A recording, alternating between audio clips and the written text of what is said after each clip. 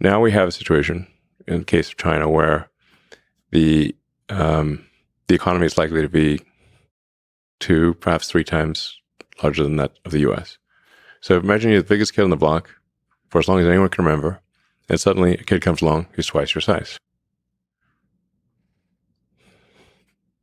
So we see it coming. Yeah. How is it possible to stop? Is there some, let me throw something out there, just intermixing of cultures, understanding. And you're an interesting case study because you are an American, obviously. You've done a lot of incredible manufacture here in the United States, but you also work with China.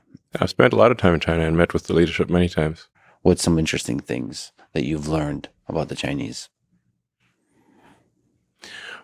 Well, the sheer number of really smart, hardworking people in China is incredible. There are really, if you say like how many smart, hardworking people are there in China, there's far more of them there than there are here, I think, in my opinion. And they've got a lot of energy.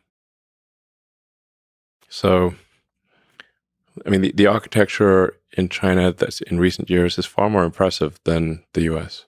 I mean, I recommend somebody just go to Shanghai and Beijing, look at the buildings, and go to, take the train from Beijing to Xi'an, where you have the terracotta warriors. China's got an incredible history, very long history.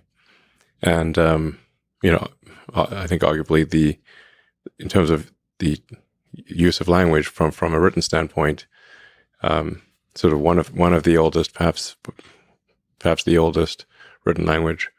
And in China, people did write things down. So now China historically has always been, with rare exception, been internally focused. They have not been acquisitive.